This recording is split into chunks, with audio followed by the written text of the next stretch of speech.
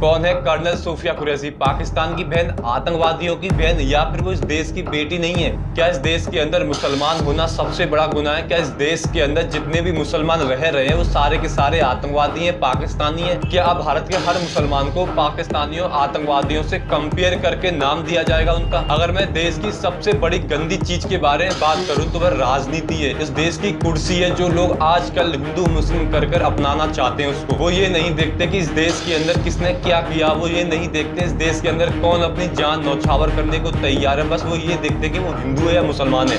अब तो एक नेताओं का फैशन सा बन गया है कि हर एंगल में मुसलमान ढूंढते हैं कि जितना हो सके उतना मुसलमान को बदनाम करो, जितना हो सके उतनी मुसलमान को गालियां दो, तभी जाकर हमको वोट मिलेंगे, तभी जाकर हम उस कुर्सी पर बैठ पाएंगे। और आज यही तो हो रहा है। देश के लिए जान नौछावर करने वाली सोफिया कुरैशी को मिला क्या? पाकिस्तानियों की बहन का क्रेडिट, आतंकवादियों की बहन का क्रेडिट। मतलब सोफिया कुरैशी को देश पर अपनी जान नौछावर करने का क्या क्रेडिट मिला? पाकिस्तानियों की बहन, आतंकवादियों की बहन। मतलब एक छोटा सा विधायक देश के एक बड़े स्टेज पर खड़े होकर बोलता है कि जिन्होंने हमारी बहन के सिंदूर उजाड़े, हमने उन्हीं की बहन को भेजकर उनके सिंदूर उजाड़े, उनकी ऐसी की तैसी करवाई। इससे ज्यादा शर्मनाक और कोई बयान नहीं हो सकता है फिलहाल। क्योंकि जहां पर पूरा देश खुशी मना रहा था कि हिंदू मुस्लिम ने मिलकर एक पाकिस्तानी देश पर स्ट्राइक किया और उसका जवाब दिया, एक विधायक बोलता है कि हमने पाकिस्तानियों की बहन को भेजकर उनकी ऐसी की तैसी करवाई। शर्म आनी चाहिए ऐसे लोगों को, और उन लोगों को भी जो अभी भी इसको पार्टी के अंदर रख रहे हैं। देश की हर एक चीज में हिंदू मुसलमान ढूंढना, उनको गाली देना, उनको बदनाम करना कब तक करोगे आप? और आप जिस कर्नल सोफिया कुरैशी को बदनाम करने की कोशिश कर रहे हो, उनको पाकिस्तानियों आतंकवादियों की बहन बोल रहे हो। सोफिया कुरैशी के पिताजी ने 1971 के अंदर लड़ाई लड़ी थी। आज खुद वो एक बड़े पद पर है। आपके घर में से कितने लोग आर्मी के अंदर हैं? कितने लोग शहीद हुए? कितने लोगों ने लड़ाई लड़ी देश के लिए? बता सकते हो आप? नहीं बता पाओगे, क्योंकि आपको तो सिर्फ हिंदू मुस्लिम करके कैसे भी करके वोट बिटोरने हैं, अपनी राजनीति चमकानी है, कुर्सी पर बैठना है। आप में से कितने नेताओं की औलादें बॉर्डर पर गई थी लड़ने के लिए? कोई बता सकता है किसने अपनी औलाद भेजी थी बॉर्डर पर लड़ने के लिए? हम हिंदू मुस्लिम गरीब लोगों के ही बच्चे गए थे वहां पर बॉर्डर पर लड़ने के लिए, मरने के लिए। और आज उन्हीं बच्चों पर सवाल किए जा रहे हैं, उनको आतंकवादियों की बहन, भाई या कुछ भी बताया जा रहा है। देश के अंदर ऐसे बहुत से नेता हैं जो हिंदू मुस्लिम कर अपने वोट इकट्ठे करते हैं।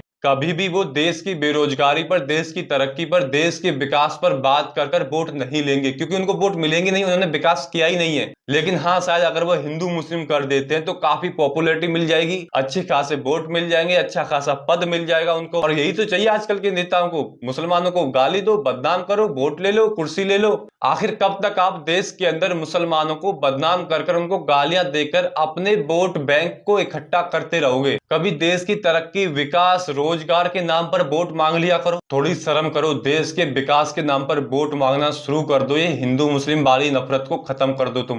क्योंकि जिस दिन इस देश के हर एक नागरिक की आंख खुलेगी, उस दिन आपका बदन पर की कुर्ता भी नहीं बचेगा जिससे आप अपने बुरे कर्मों को ढके हुए हो।